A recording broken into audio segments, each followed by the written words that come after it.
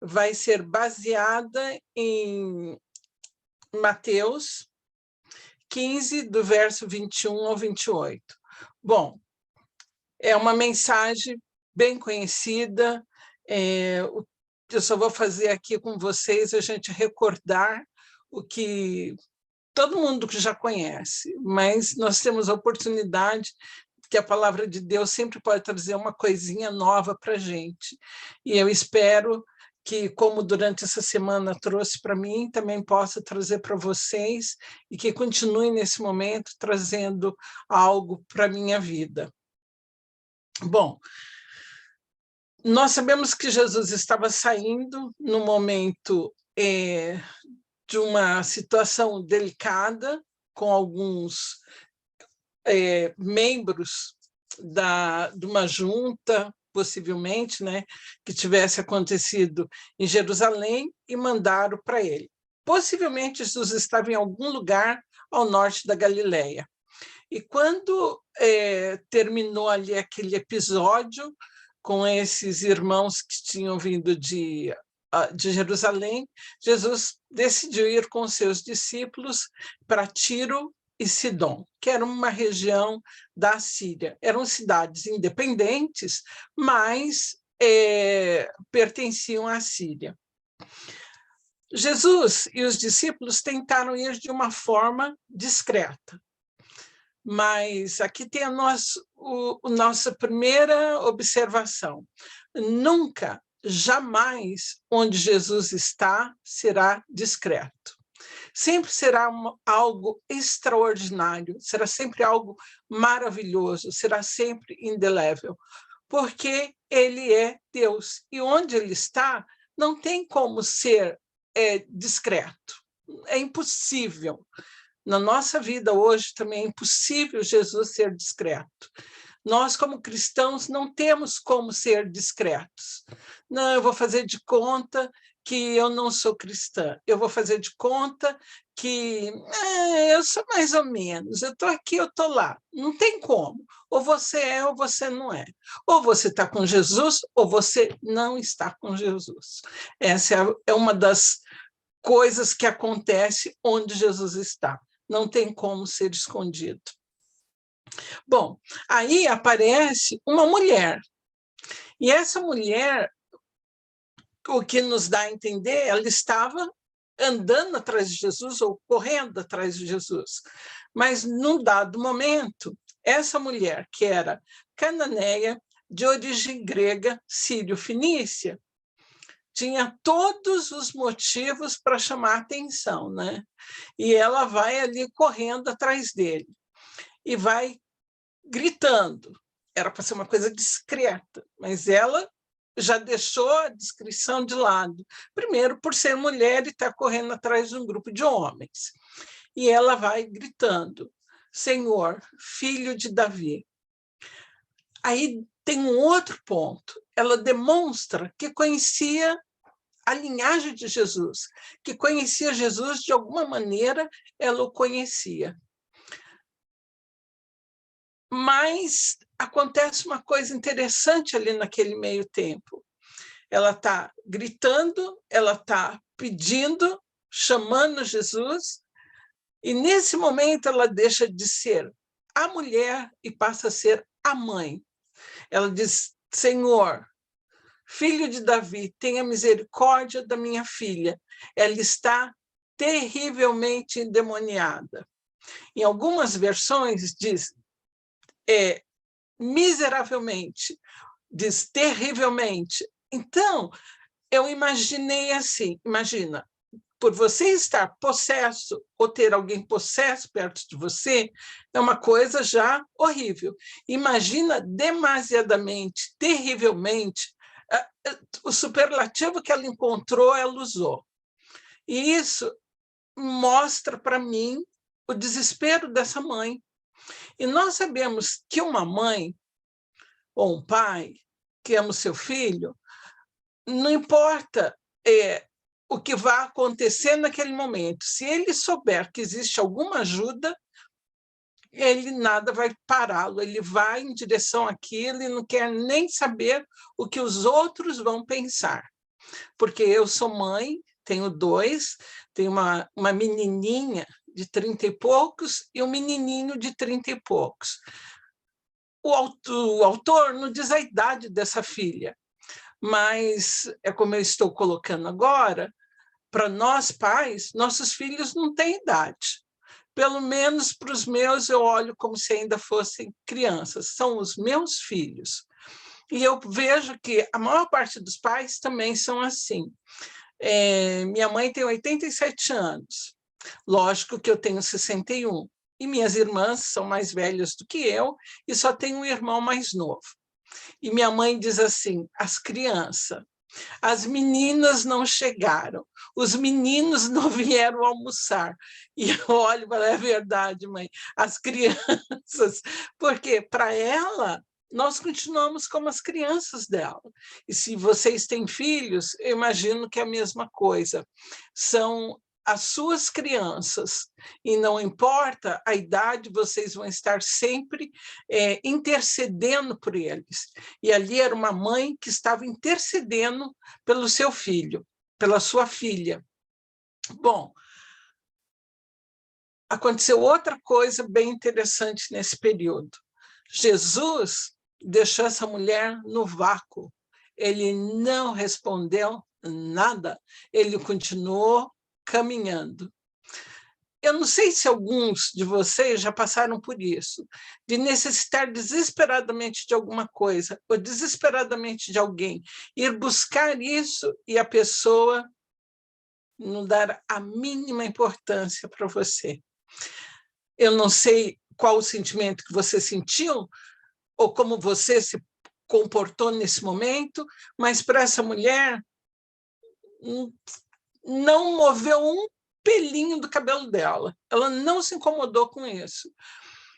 E ela continuou ali.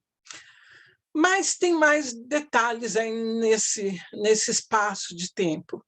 Jesus conhecia essa mãe. Jesus conhecia a filha dela.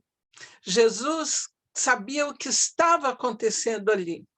E o outro detalhe que eu vejo que também é bastante interessante é que nem sempre as nossas súplicas, as nossas orações serão respondidas quando nós queremos e no momento que nós queremos. Deus tem o tempo dele e Deus muitas vezes usa esse tempo para nos ensinar algumas coisas. E tinha mais um detalhe aí. Jesus queria ensinar algo para os seus discípulos. Ele queria que chegasse a um ponto que eles observassem que era muito importante aquela mulher estar ali gritando atrás dele. Bom, num dado momento aqui na Bíblia, nos mostra que os discípulos chegaram, na minha Bíblia diz assim, no verso 23, os discípulos se aproximam ali de Jesus e na minha Bíblia diz assim, chegou no pé de Jesus.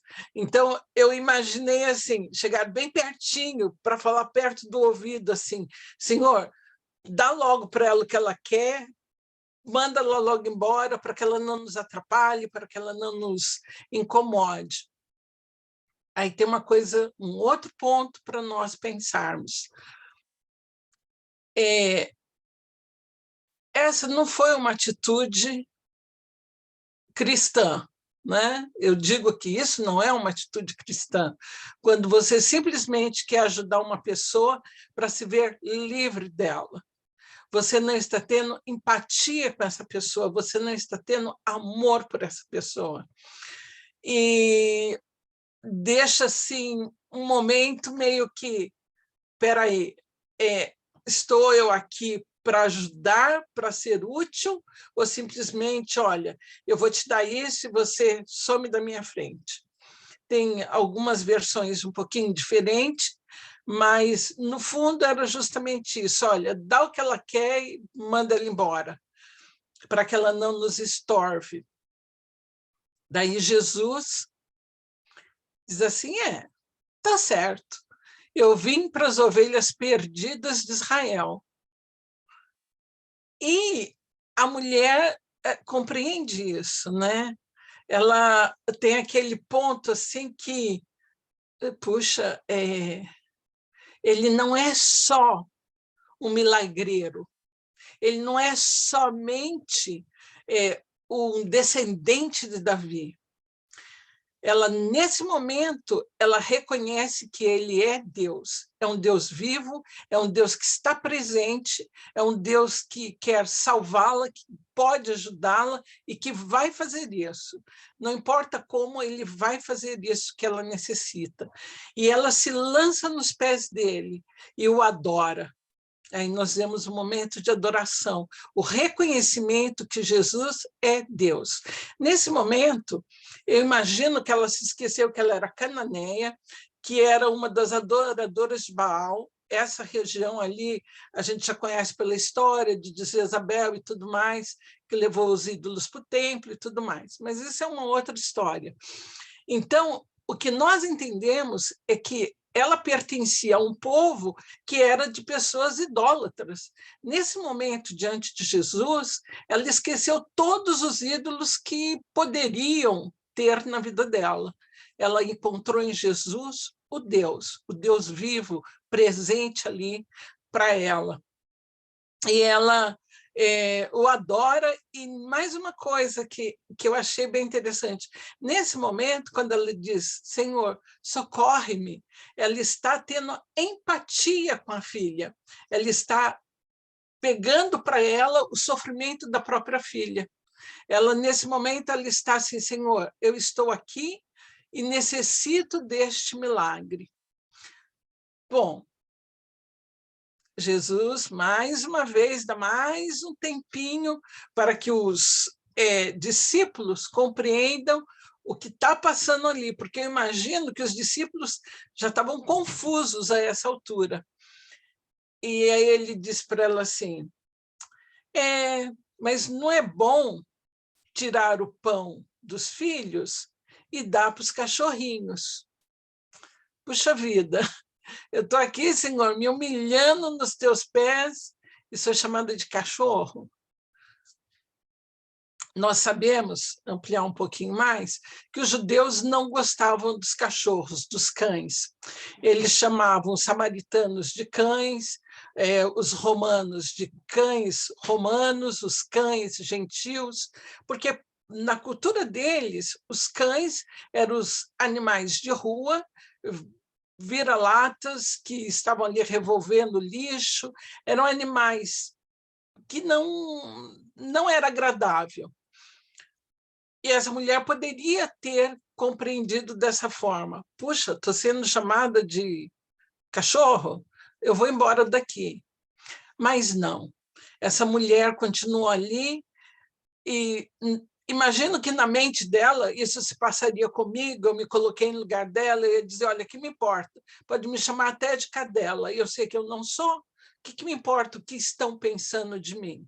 O que importa para mim, nesse momento, é um milagre. E ela fez como Jacó, não vou deixar o Senhor ir enquanto não me abençoar.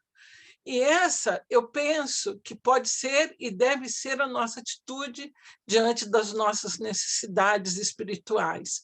Senhor, eu não te deixarei enquanto eu não for abençoada.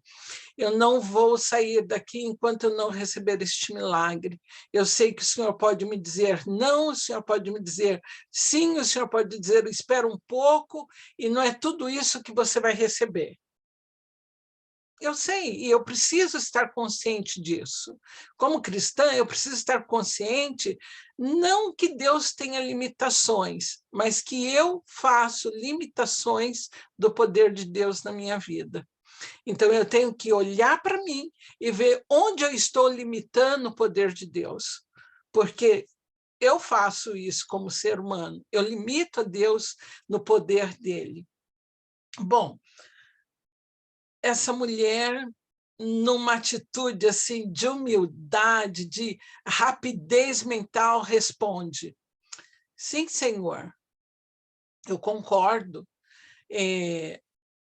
o Senhor está certo, Mas lembra, os cachorrinhos comem embaixo da mesa o que cai da mão dos seus donos, ou em algumas versões diz que cai da mão dos filhos ou das criancinhas.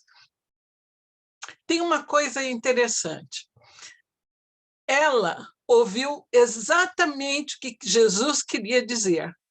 Jesus falou cachorrinhos, e, segundo os comentaristas, cachorrinhos eram os cachorrinhos das madames. Quem tinha cachorrinho era madame, era gente rica. E existiam poucos ricos nessa altura da história em Jerusalém. Não era todo mundo que era rico, não era todo judeu que era rico. E hoje seria assim os pudozinhos das madames. E eles comiam embaixo da mesa.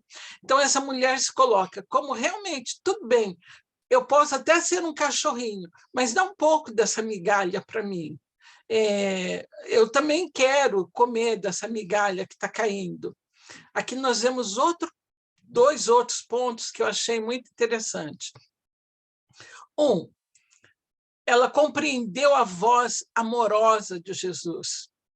Nós podemos chamar um amigo de vadio, sorrindo e brincando com ele, né? Nós podemos chamar uma pessoa de linda, maravilhosa, com um tom de voz que, por favor, né? Sai de perto, porque o sarcasmo incorporou na pessoa. Mas tem uma coisa que eu achei assim, bem interessante também, nesse ponto. Quando ela diz que os cachorrinhos comem da mão dos seus donos, dos seus senhores, em outra versão, ela se coloca humildemente abaixo dos judeus. Ela se coloca assim, olha, eles são os senhores que estão recebendo a bênção, mas eu estou aqui embaixo, vou receber uma bênção menor, mas eu posso receber essa bênção. O outro ponto é que ela também se colocou abaixo das crianças. Ela coloca assim, posso comer do que cai das mãos das crianças. Eu estou até abaixo de um dos filhos de Israel. Não importa. Qualquer migalha que caia da tua mão, Senhor, para mim é uma bênção enorme. A migalha do teu amor cobre toda a minha vida. Não me importa. Eu quero nem que seja um pouquinho dessa migalha. Teve um outro ponto. Quando ela vê tudo isso, nós compreendemos nas entrelinhas que os judeus, os israelitas, receberam tudo que eles podiam receber. Eles receberam um pão inteiro, mas eles não aproveitaram esse pão inteiro. E ali, Jesus está mostrando para os discípulos e para nós também que esse evangelho, que essa verdade maravilhosa, que tudo que Deus tinha, não ia ficar somente para eles, mas ia ser pregado para os gentios também. Seria pregado para mim, que estou do outro lado do mundo, que nasci 2000 e poucos anos depois, isso também era para mim. Isso é para nós, isso é para todo aquele que crê e aceita esse evangelho. Bom, quando Jesus viu isso, Jesus elogiou essa mulher, a fé dessa mulher, para que os discípulos percebessem que existiam em outras terras pessoas estrangeiras que teriam muita fé, que seriam pessoas que se colocariam diante dele e o adorariam como Deus. E isso é algo assim fantástico para nós.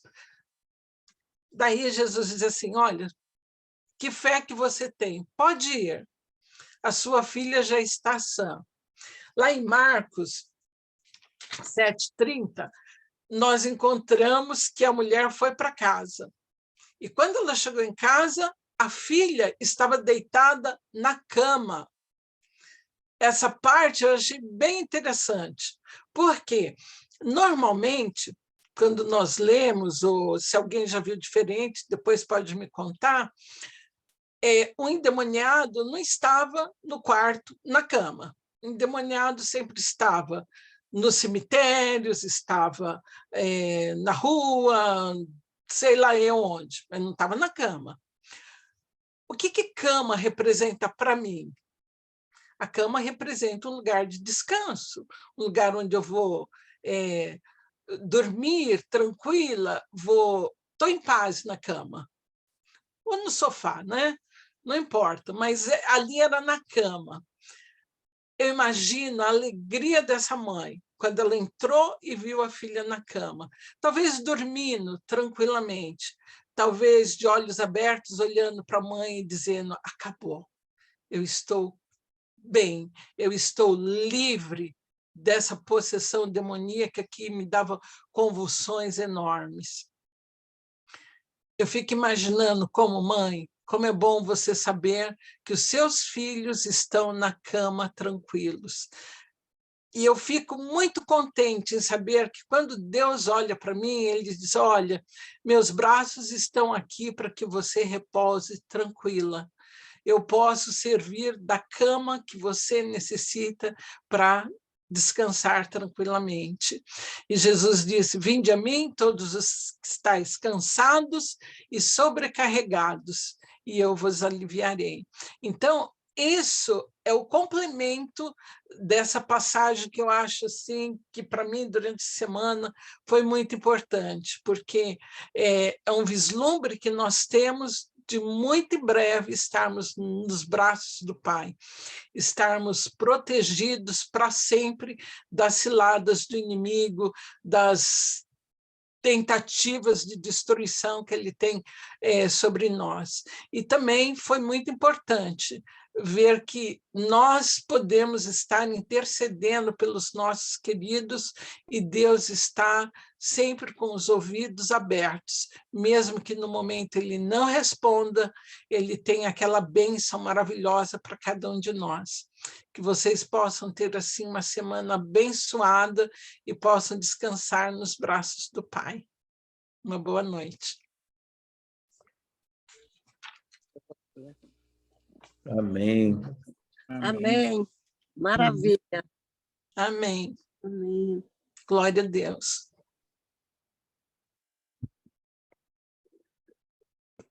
Tá bom, gente.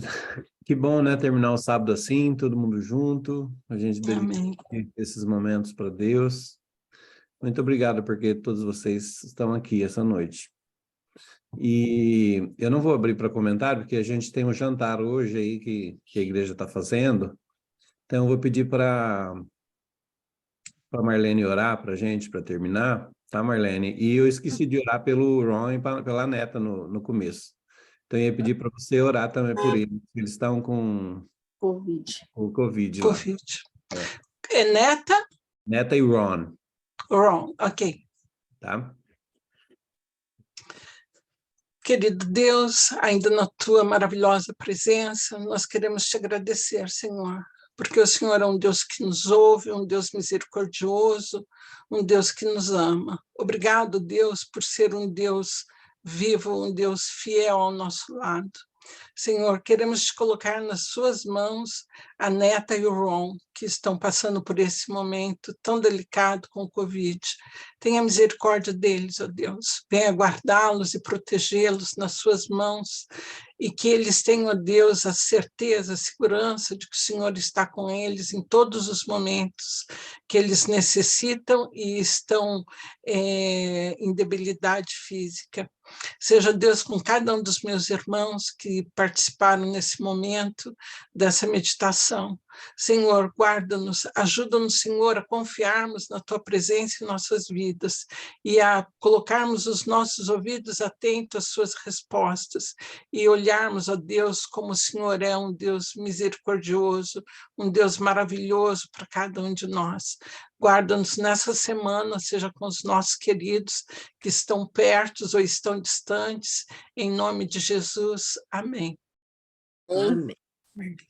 Amém. Amém. Obrigada.